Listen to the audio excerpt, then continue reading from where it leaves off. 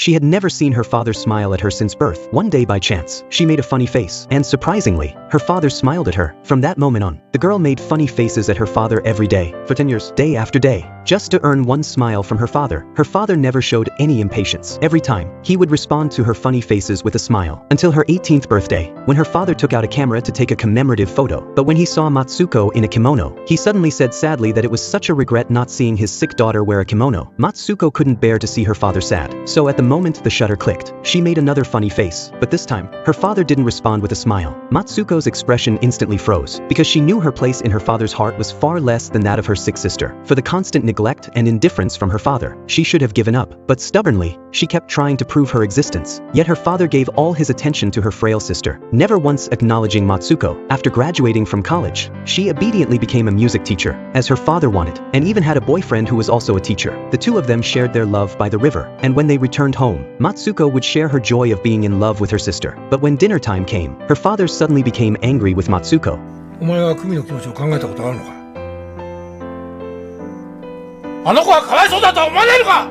For a long time bedridden patient, her sister was indeed pitiful, but Matsuko felt like her sister had stolen her father's love.